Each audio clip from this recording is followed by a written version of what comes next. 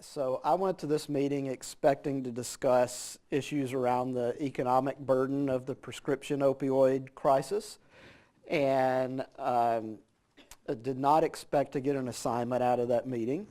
But what happened is she told me that the CDC director wants a CDC published study on the economic burden of prescription opioids. And I said, well, there was another one that was just published a couple of years ago. I'm not sure what we would do that would be terribly different. And she said that doesn't matter. He wants a CDC published study on the economic burden of prescription opioids. And I said, okay, then we will do that. And she said, okay, when's it going to be ready? And I said, well, you know, normally to do something like this, it probably takes, there will be a lot of data work behind this. We need to do some research. We may need to publish some preliminary articles. So it normally takes us 2 to 3 years to do something like this. And she was thinking more in terms of 2 weeks. So 2 weeks was impossible. And what we eventually ended up doing, though, is we did manage to get the estimates that became this published study done by that September. All right, so roughly 6 months, 6-7 months to get those estimates produced. What that means is, though, we have a lot of things that we don't know for sure, or that we would like to know better, that underlie these estimates. And so it's something we're continuing to work on. And so as I go through a description of what we did, one of the things I want to describe to you is areas where we know that our information is very limited, and so the approach that we usually took with that is to be as conservative as possible. And so if we were going to make assumptions, or we were going to use data from sources where the data was not exactly what we were looking for, we would make choices that would mean our numbers were smaller rather than larger. Okay. The bottom line of what we found, though, is that in 2013, which was the most recent year of outcome data, fatal overdoses, and also prescription pain reliever abuse and dependence data, the economic burden in the United States was almost $79 billion. Okay. Now that's a number that's hard to put into context because if you compare it to a lot of other things, like say spending on personal computers or smartphones or something like that, it probably looks like a small number. Okay. I don't have this. One of the things that I can kind of put into slides and show publicly are things that have been through the CDC clearance process. But what I can tell you, it's not a great comparison, but if you look at the revenue that prescription companies get from selling opioids, their revenue from selling opioids in a given year is about $9 billion. So, it's not an apple to apple comparison, but the economic burden's very large relative to the revenue that comes from selling these drugs.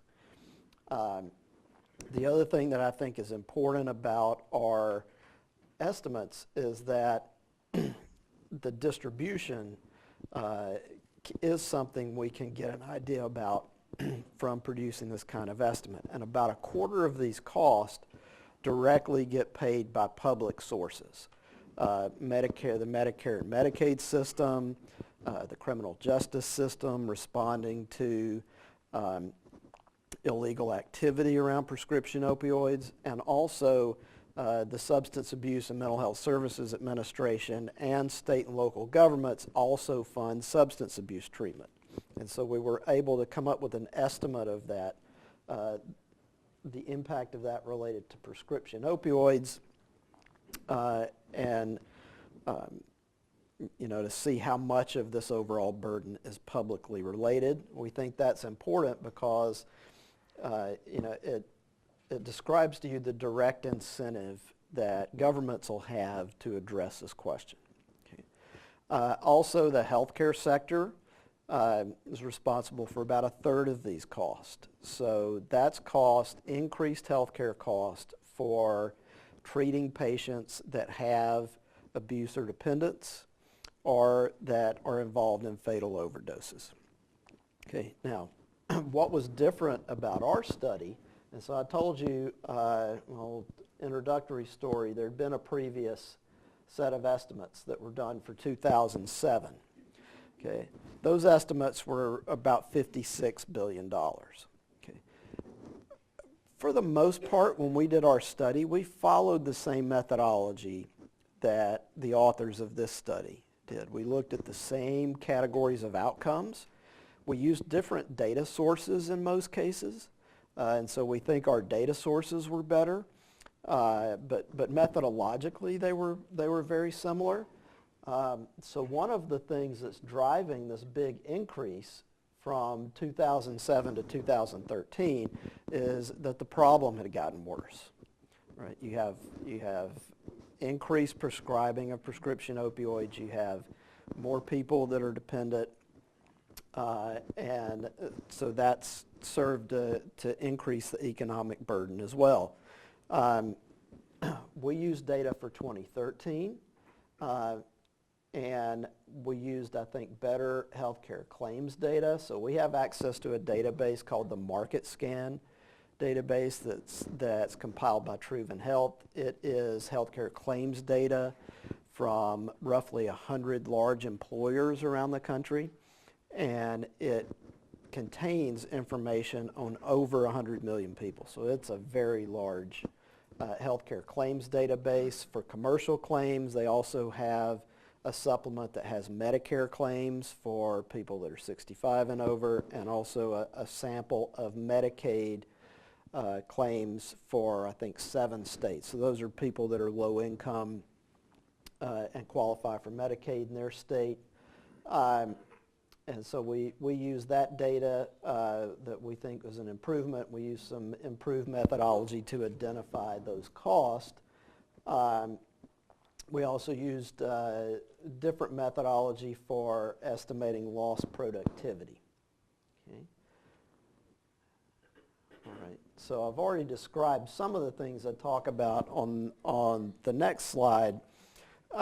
In terms of issues like substance abuse treatment costs and these are substance abuse treatments that are paid for outside of the health insurance system.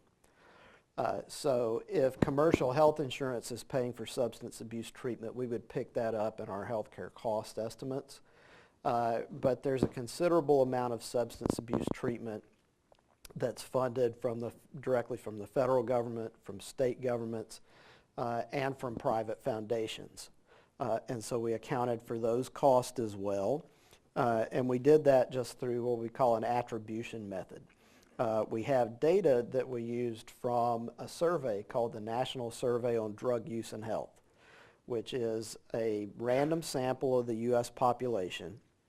And what they do as part of that survey is they have people answer questions, and they answer it not in a face-to-face direct questioning format. They actually give them a device and have them answer the survey on that for privacy reasons. And so people are asked questions that are very similar to what a psychologist would ask a patient in order to diagnose a substance use disorder. And so they take people's answers to those questions and they can actually score them just like a psychologist would to see if those people meet the diagnostic criteria for a substance use disorder. And then we took the data on, how many people have a substance use disorder and how many of those people, their disorder is related to prescription pain relievers. And then we just multiplied that percentage by these other costs, the substance abuse treatment cost and the criminal justice system cost. Okay.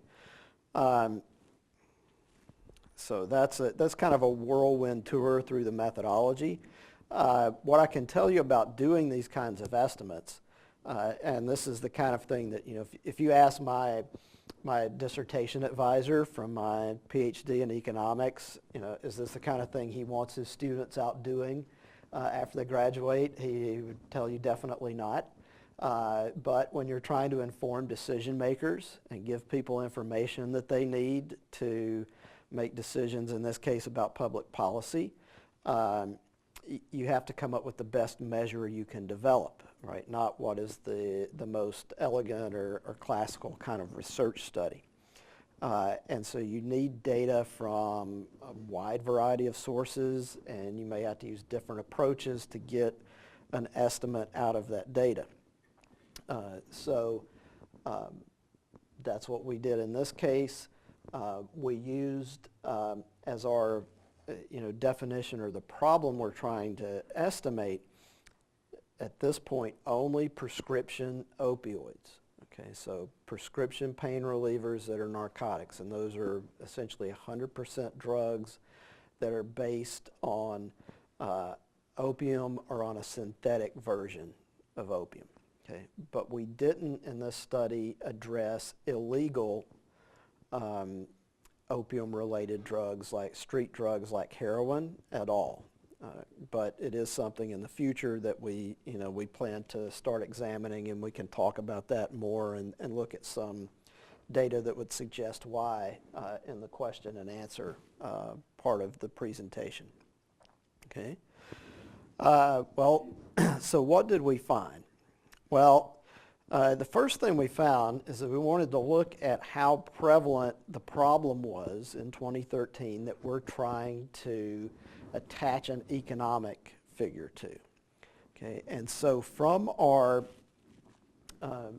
data from the National Survey on Drug Use and Health for 2013, it estimated, based on that national survey, that slightly less than 2 million people in the United States had a substance use disorder that was caused by prescription pain relievers. Okay. So that's I think roughly 1.7% of the adult population, something like that. So it's a relatively small share of the overall population, but when you're talking about substance use disorders, it's one of the major substance use disorders. Okay. The other thing I would say about that is that this is a limited way of describing this overall problem, because you can be at risk for an adverse outcome, a fatal overdose, a non-fatal overdose, a lot of symptomology related to the use of prescription pain relievers, and not meet the criteria for a use disorder.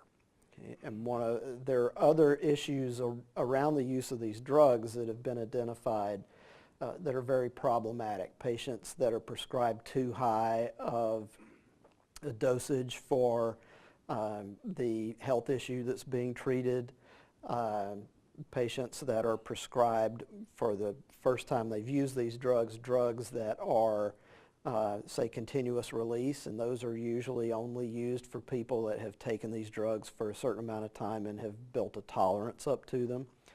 So you can be at a higher risk of overdose if you've never taken them and you get prescribed the wrong type of prescription opioid as well, but we're not able to measure those in this study. And then also we have data on fatal overdoses, and this data comes from the National Vital Statistics System, which takes data that's reported to them by each state every year. And so these are things that in every state in the country, for every death that occurs, a medical examiner or a coroner will fill out a death certificate that has data fields in it that get reported to the federal government. Two of those data fields relate to the underlying cause of death and to other contributing causes of death, and so they use a classification system that's the same one your physician uses when you go in for a checkup and lists what the diagnosis is. So we take that data, and there are codes in that data that relate to a poisoning from prescription painkiller, from a non-heroin opioid. And so that's where that data comes from. And so this number in 2013 was pretty close to what the peak has been. There'd actually been some leveling off in the couple of years prior, right about this level, but we'll look at a chart later on that shows this is starting to go back up again. Okay. But so these are the two outcomes that we're valuing. We're attaching a dollar figure to these outcomes.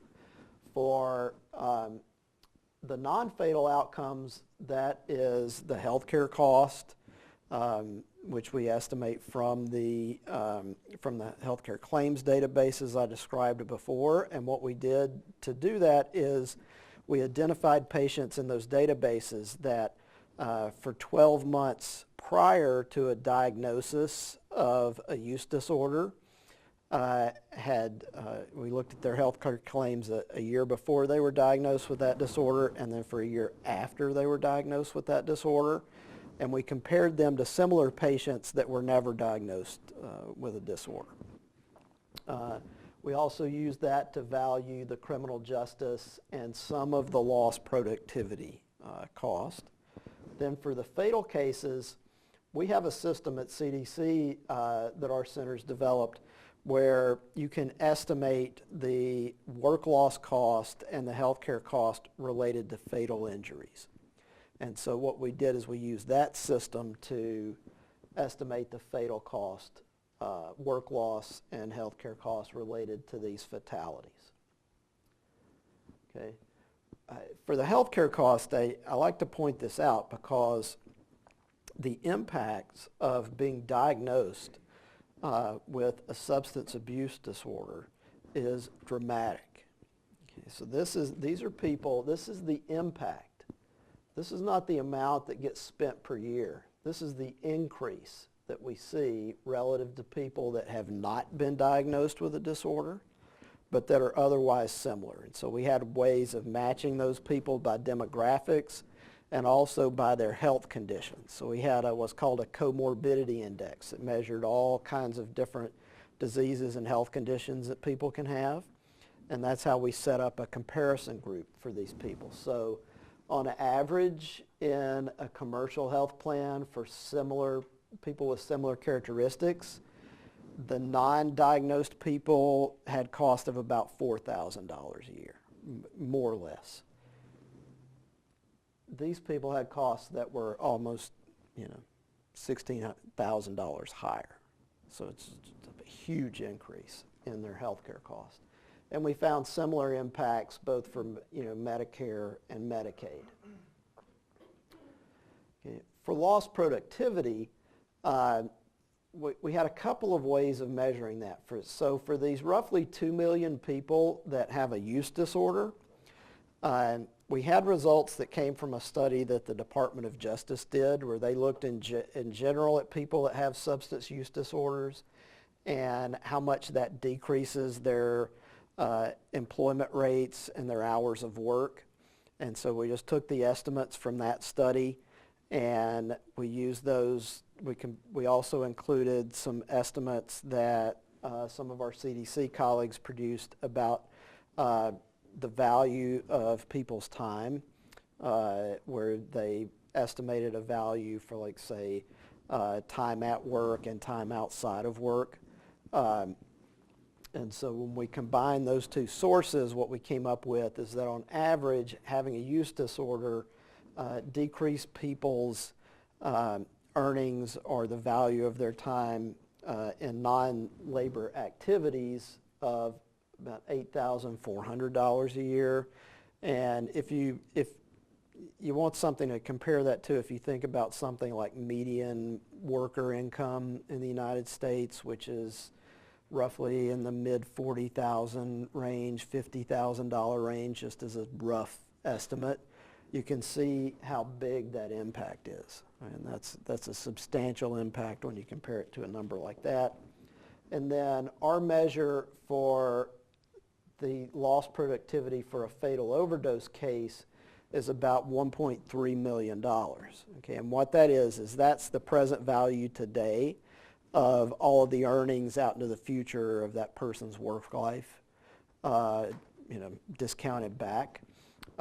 So that's substantial as well, although I'll point out it's an extremely conservative number.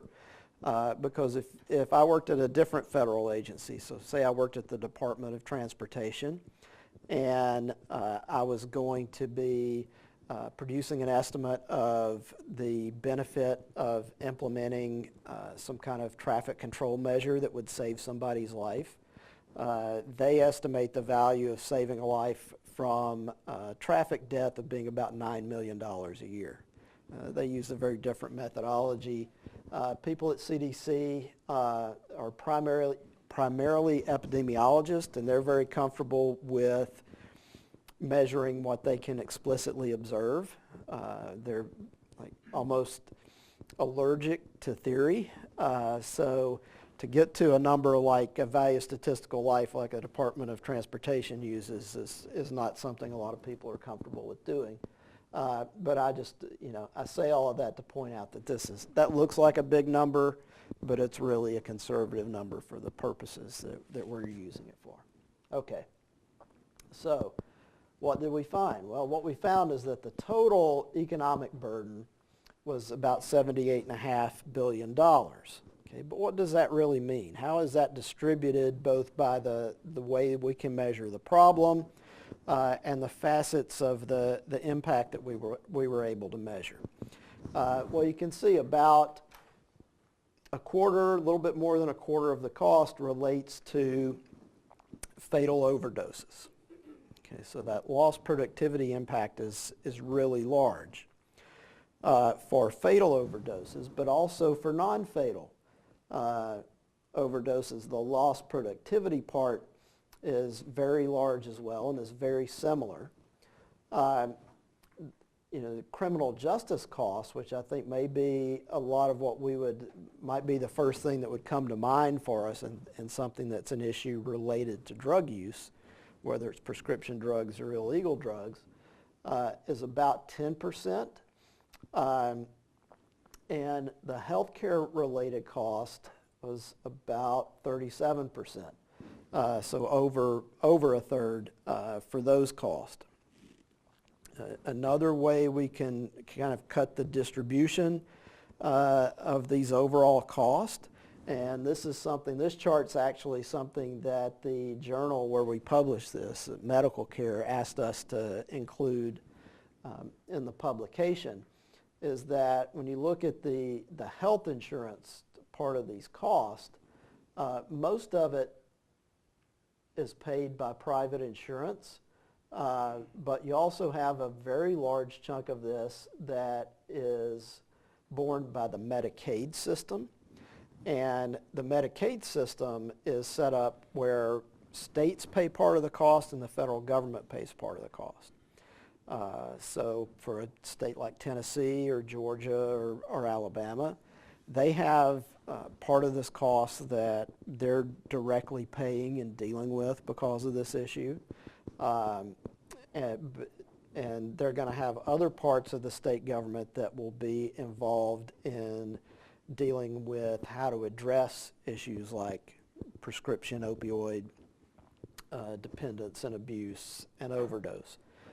So providing information like this that the states could look at and say, okay, well, we've got one part of our budget, we're spending money to address this problem, and we've got another part where we're spending money to treat this problem. So maybe if we can do a more effective job in one part of the government, we could actually save some money in the other parts. At least that's our hope, and that's one of the things that we're trying to figure out and assist states with doing going forward.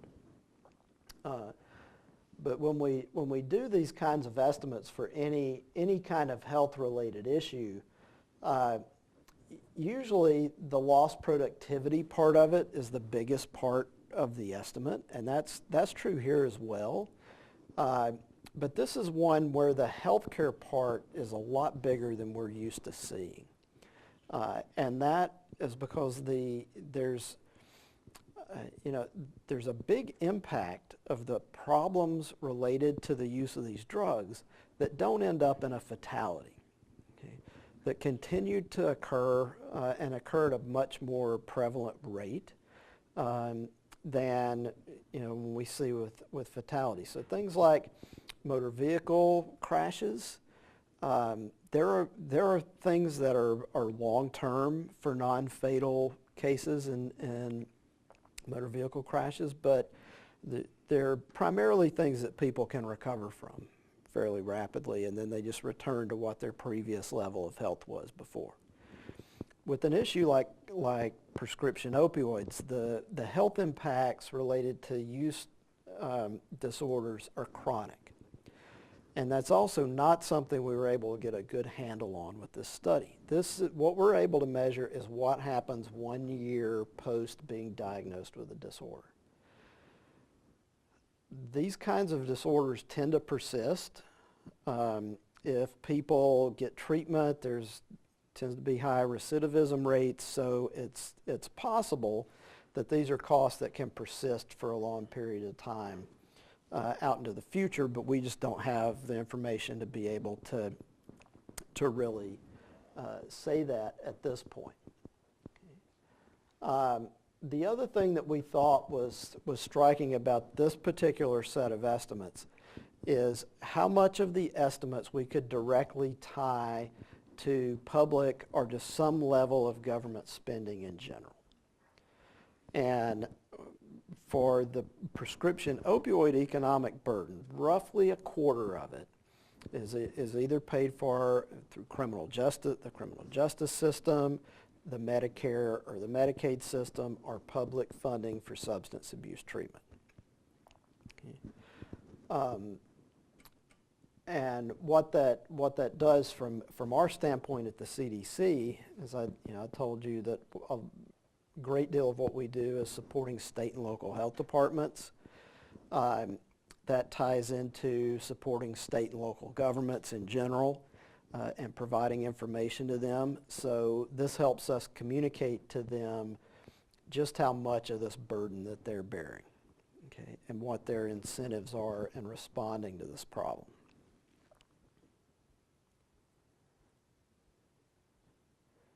Okay, now this is a study with a lot of limitations. Okay,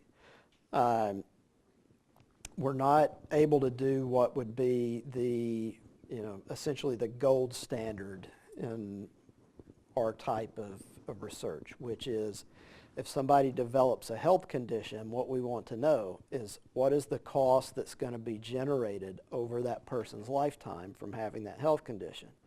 Because what we're focused on at the CDC is preventing that health condition from happening if it's something that's completely preventable, or delaying it if it's something that would, is eventually going to develop.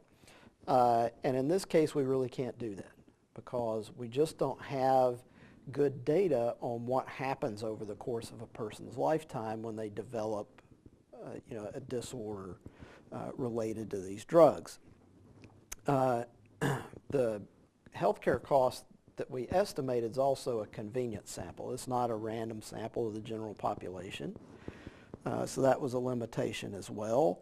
We also only observed spending by one particular health plan, so especially for people that are on Medicare and that may have Medicare and Medicaid, or may have Medicare and a private supplemental plan, we don't observe the spending by the supplemental plan.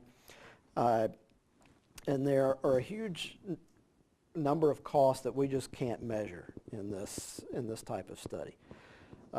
Nothing about pain and suffering for the individual that has a disorder, impacts on families, impacts on related to crime that are not just the criminal justice response, but are generated in the community when you have issues like this. So we're very confident that this is a very low number compared to what the real, if we had perfect information and could develop the perfect estimate of the cost of this number, we're sure that number is even higher. But what can we do with this number? Well, one is we can tell that the economic burden of the prescription opioid what we refer to now at the CDC as an epidemic, is substantial. Okay. A large share of that cost is borne by the public sector and by the healthcare sector. Okay. And so what that allows us to do in this particular case is that the incentives for dealing with the problem are not as diffuse as they are in a lot of other types of public health issues. So that's something that going through an exercise like this can help us to do. What the CDC has done in response to the crisis related to prescription opioids is they have developed prescribing guidelines for physicians.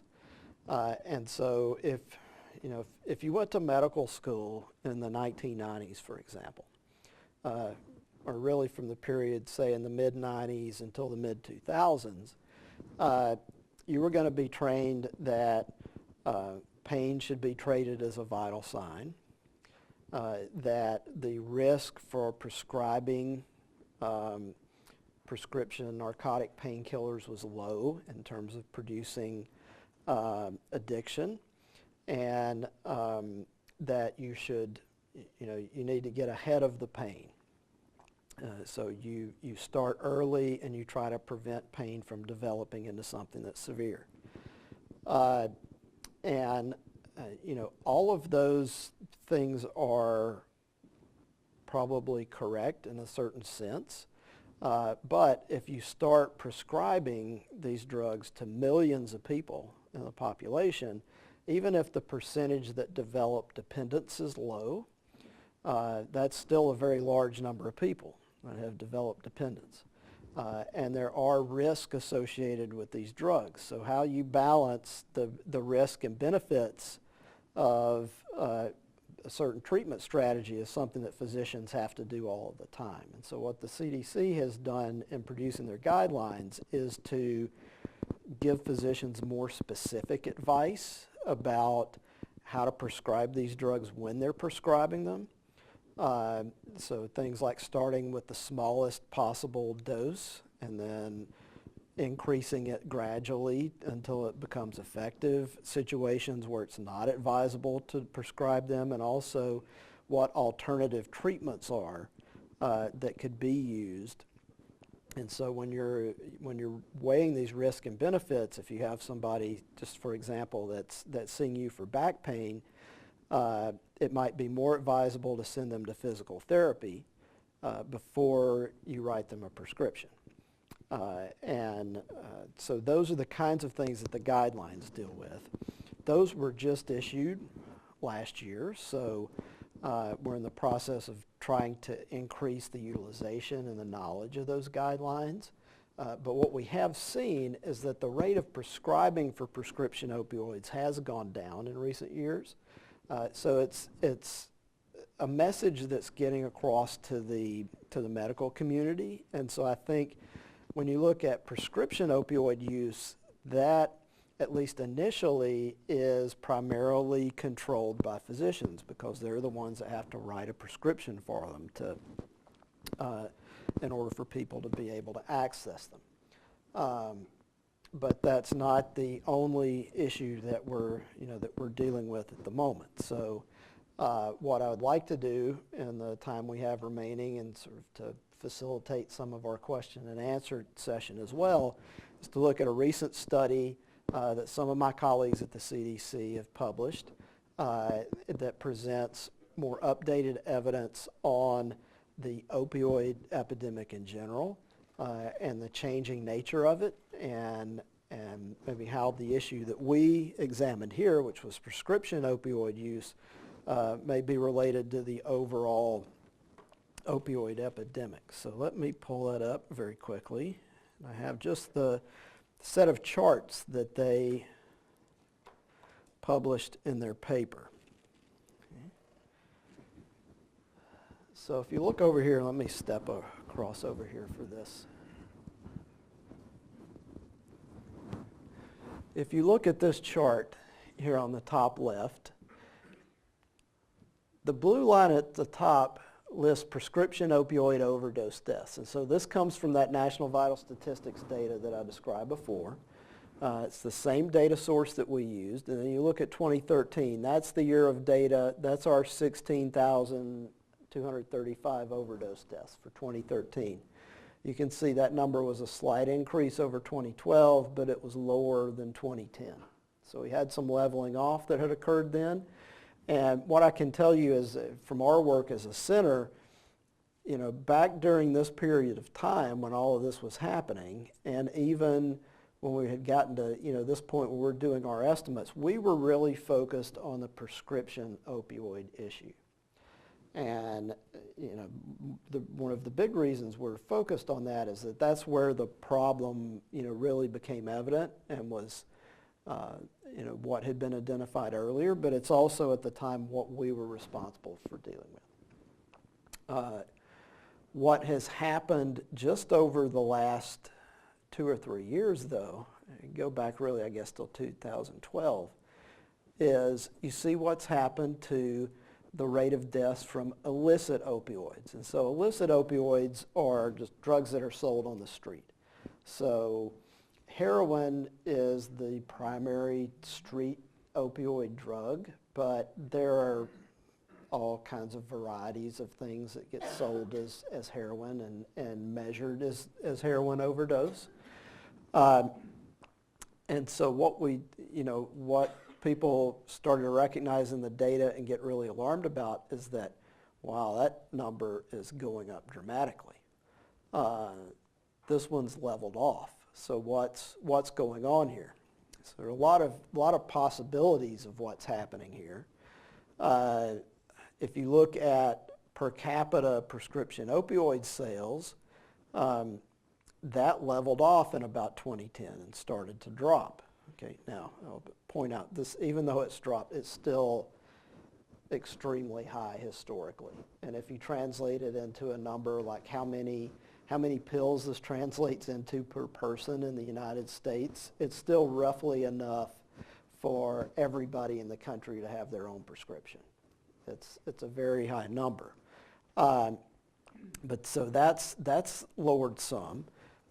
We have seen some increase in the number of heroin users, and this is not population adjusted, so on a per capita basis it's not quite as big an increase as this, but it is an increase.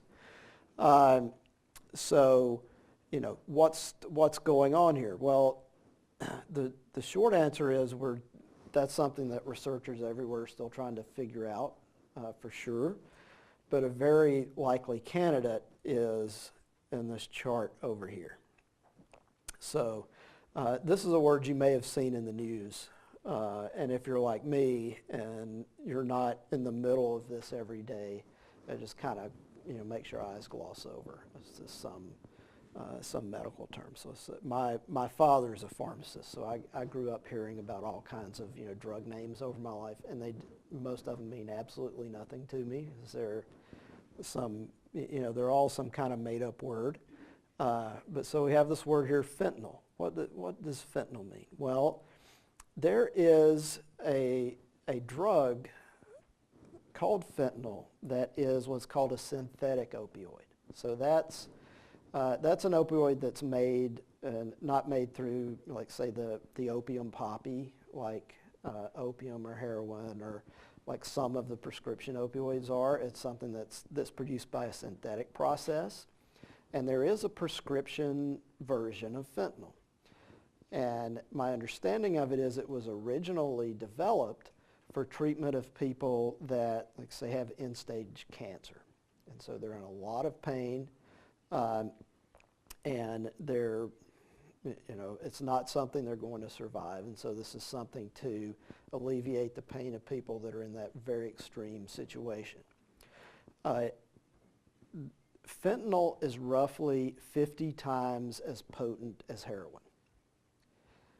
So what has occurred in the illegal or the illicit opium supply in very, very recent years is that they're starting to find more and more fentanyl that's being sold as heroin. And one of the reasons for that is probably that you can, if you're transporting this drug, let's say you're smuggling it, that's a lot less to smuggle than if you're trying to smuggle the same dosage of heroin to sell on the streets. But for a street user, the problem is they don't know what they're getting. And so they may use physically the same amount that they've used before, but what they're using is far more potent than what they're accustomed to.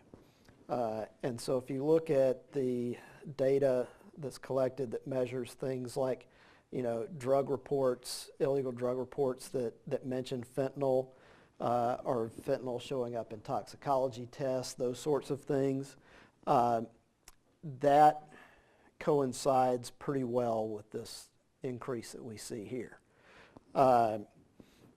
So what to do about that is a very thorny question, and it's really a different issue than, this is not something that physicians are prescribing. So we can't do anything related to physician prescribing advice and behavior to change this situation.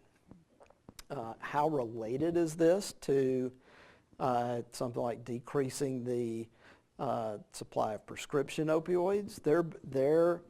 I'm an economist, so I'm very comfortable with the idea that people substitute things. So if you make something more costly, they'll substitute to something else. But we haven't seen there are millions of people that take prescription opioids. There are, roughly 750, 800,000 people that take heroin in a given year. So it's probably not a lot of crossover from people that are not getting access to prescription opioids. This is very likely just driven by the increase in fentanyl that's gotten into the illegal drug supply. But what it does show you is that some technology that previously existed in the prescription drug industry has made its way into the illegal drug industry. So that's the issue we're currently dealing with. But so that's what's going on in a lot of these news reports that you'll see about the opioid epidemic, about spikes in overdoses. And I think there is a good deal of overlap in where prescription opioid overdoses are high. Places like Ohio or just kind of Appalachia in general, we're seeing the illicit problems as well.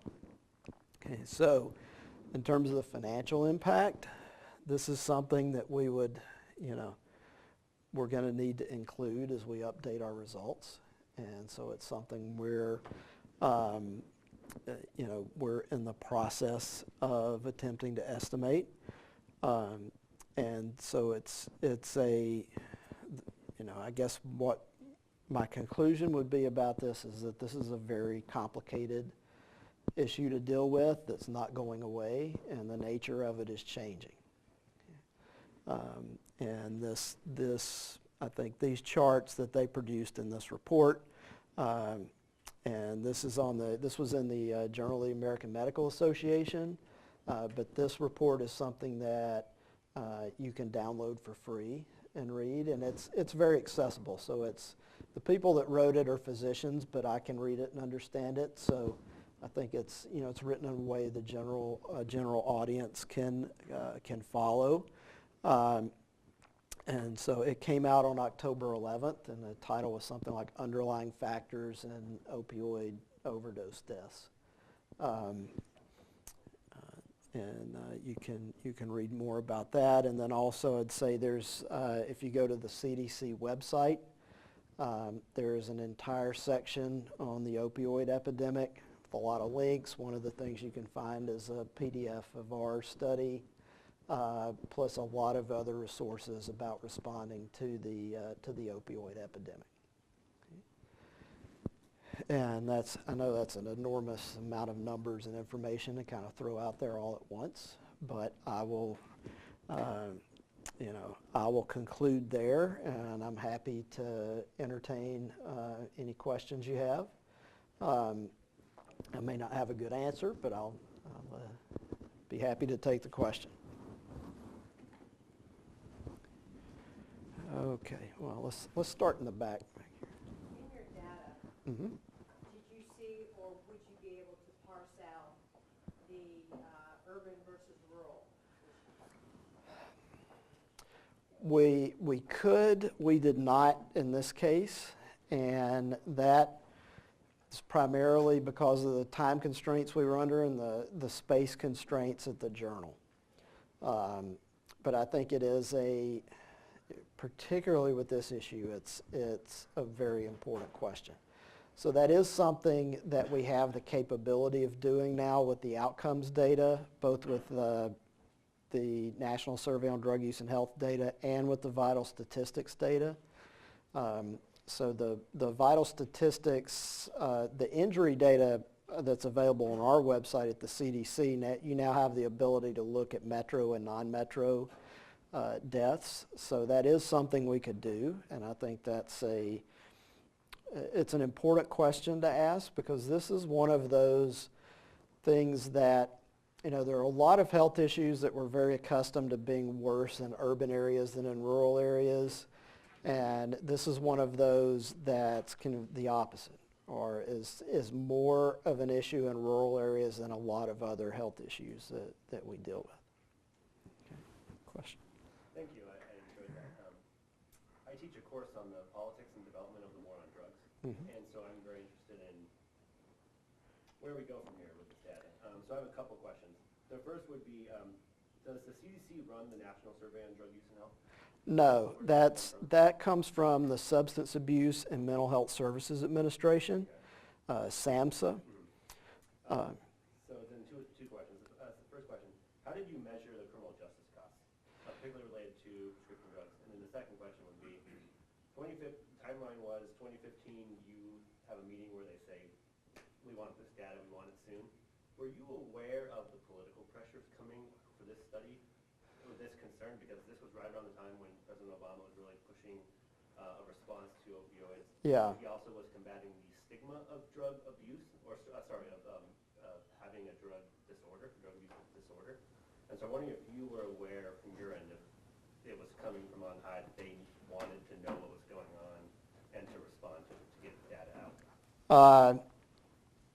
Okay, well let me take that question first. The short answer is no, and I wasn't aware of any political pressure, and I think that I really do think that the impetus for this study came from Tom Frieden, the former CDC director, and so he was very proactive about this issue, and so I think the pressure, but if there was pressure, I think it may have been going in the other direction.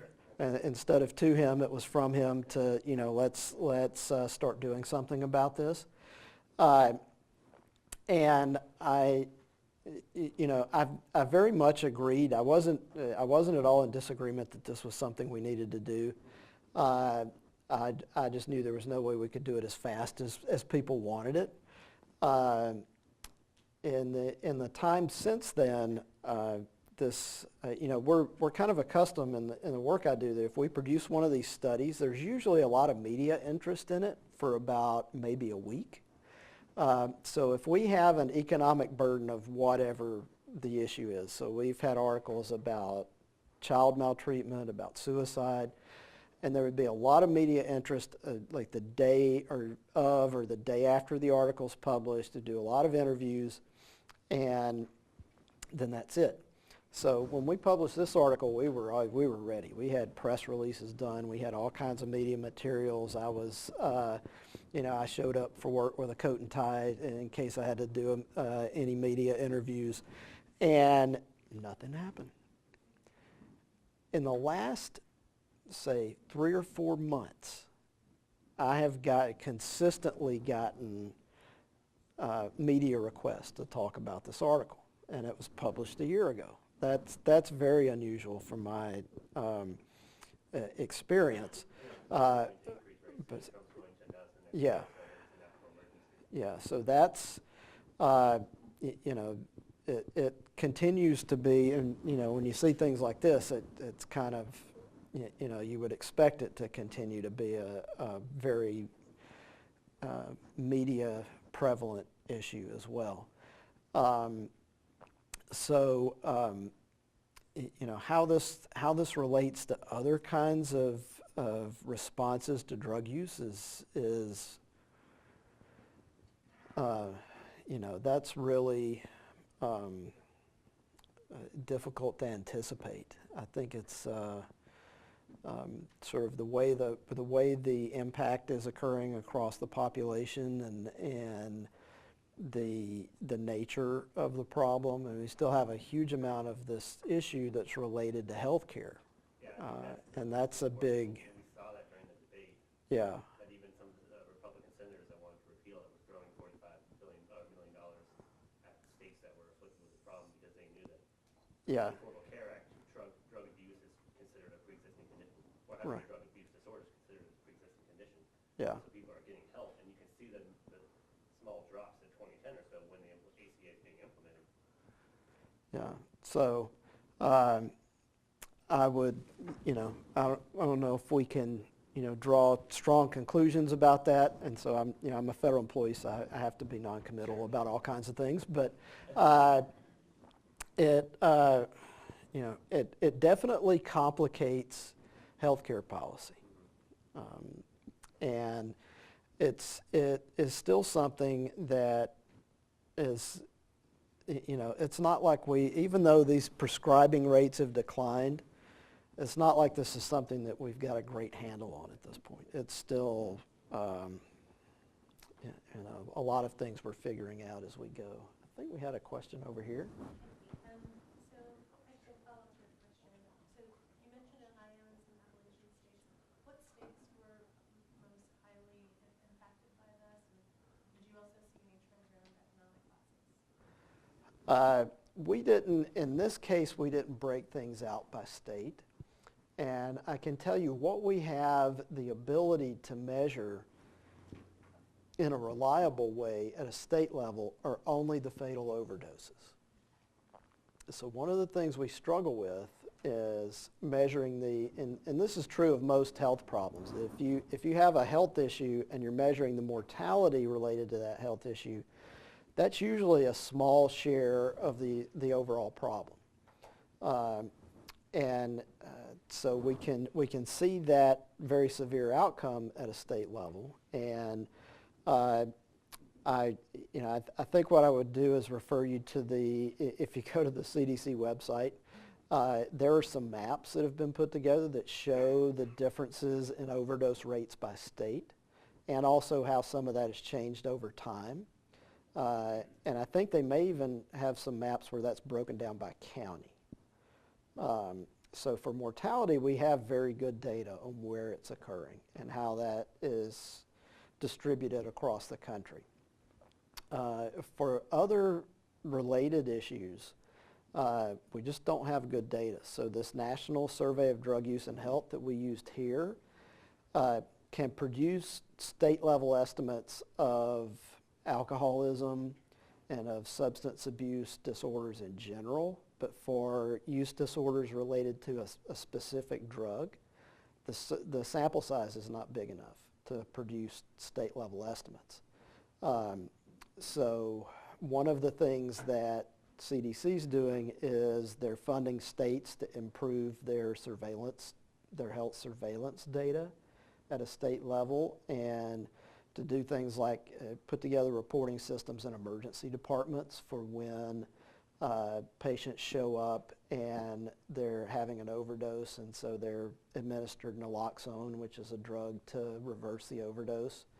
But so that's an issue where distributionally and having good local data to be able to respond to an outbreak or a problem is something that's still in its early stages. Okay. I think you had your hand up first. Yeah. Two quick questions. Just to get some size or scale, the greatest in the last 5 years, last 50 years? Where does it rank on other ones that are being talked about? And then as far as solutions to the problem, I know the DEA, I listened to NPR for several hours the other day, and they talked about the DEA going after the drug companies that are actually producing these opioids, and how that, some laws have been passed recently by Congress that have limited their ability to do that.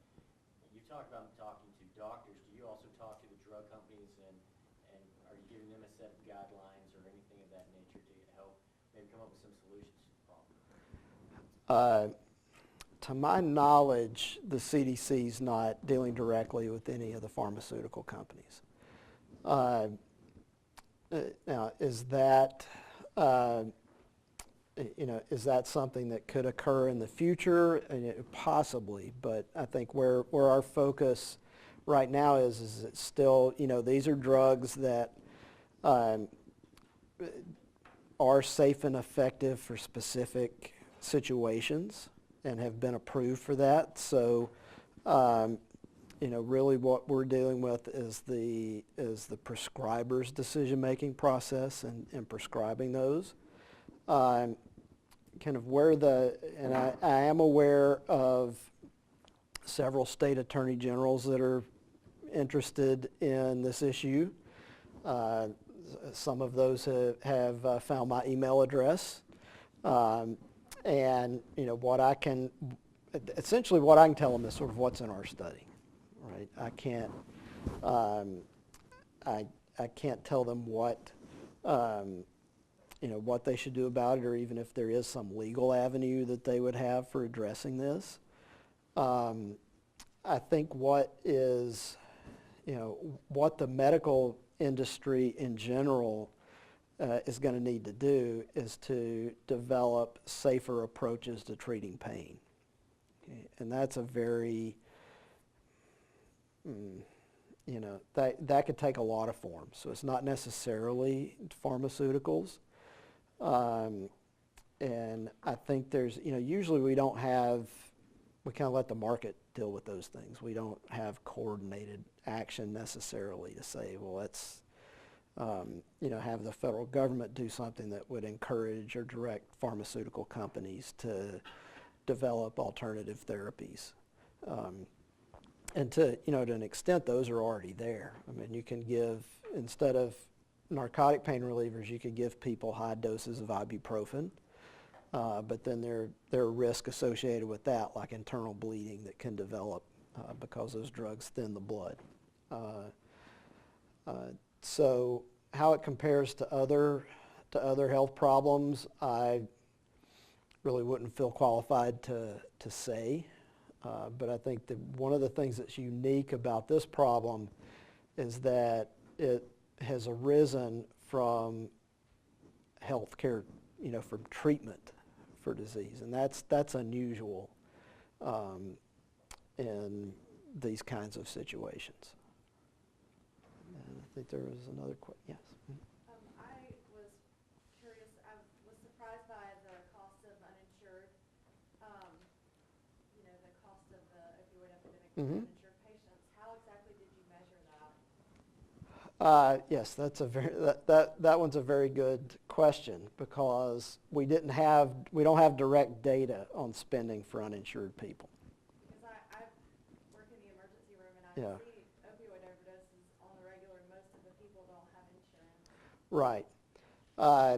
So, what happens in those cases, though, if the people are in the hospital, somebody's going to end up paying for it, right? So it may be the hospital, or it may be other people that get treated and have private insurance, have to pay a little bit more to cover the hospital's cost for doing that.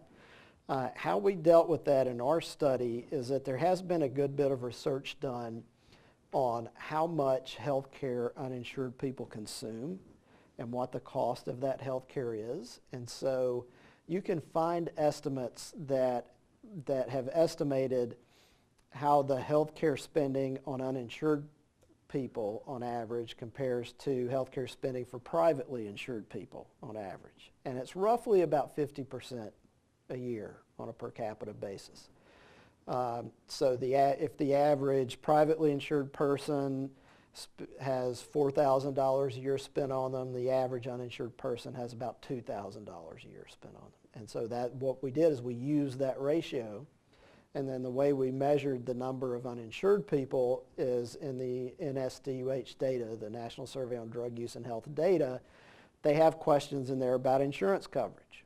So we had a measure of the number of people without insurance coverage that also have a disorder related to prescription pain relievers. And so what we did is just made the assumption that they're going to cost half of what the privately insured people do. Okay. Yes? In your study, do you speculate as to the drivers of this? You mentioned medical school policy.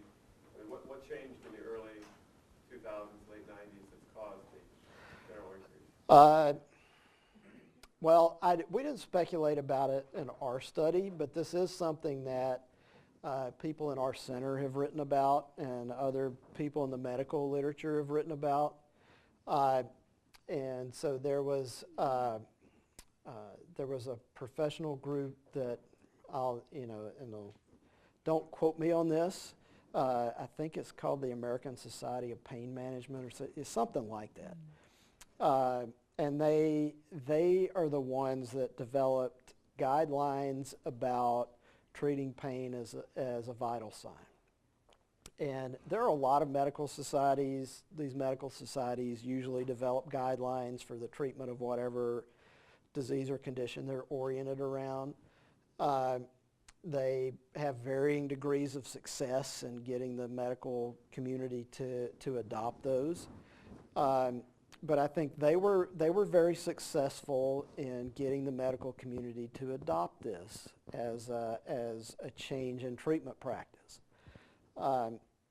They were also able to get the VA to implement this as a standard part of their practice. And so now, probably if you've been for a physician office visit in the last few years, you've probably been asked, are you in any pain? If you say you are, would you rate it on a scale of 1 to 10 or 0 to 10?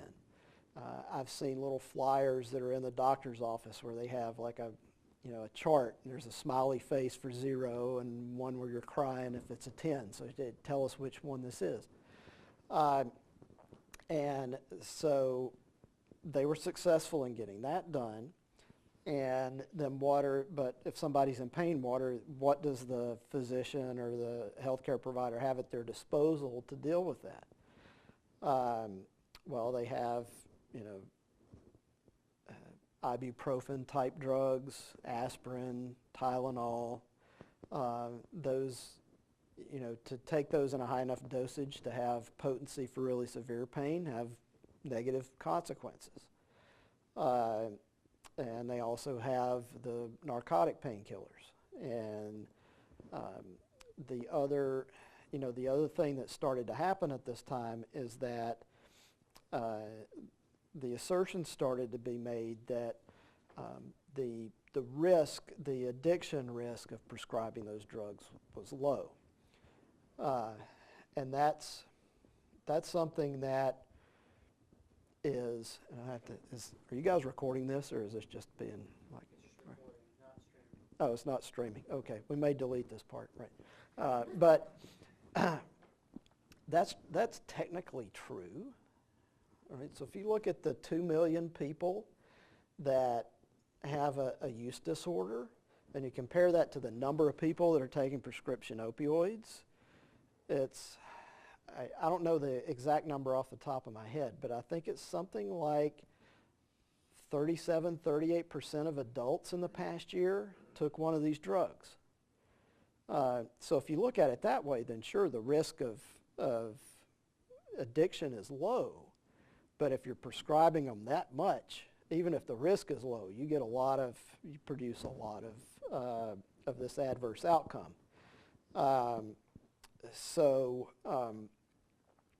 It's not, to me, it's not unlike other issues that the medical community has to address from time to time. I know about I think about the time this started, there was another drug, its name I can't remember, that was pulled off the market because it increased, it was an NSAID, a non-steroidal anti-inflammatory drug, that increased the heart attack risk for people that took it. And so there was an increase in fatalities for people that took that drug because of heart attacks.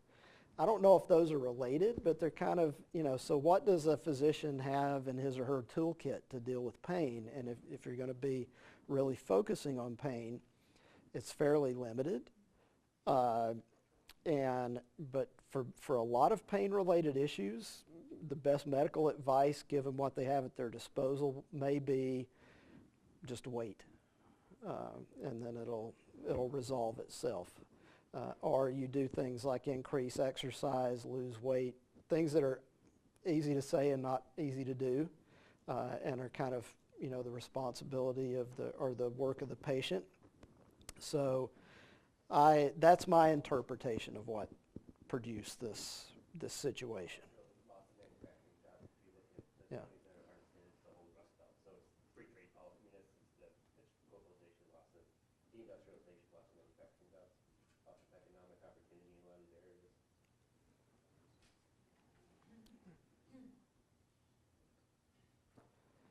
All right. Well, any other questions? All right. If you have any follow-up questions, I think I have my email address on the first slide. If I didn't, just Google it. I've learned that lots of people find me that way.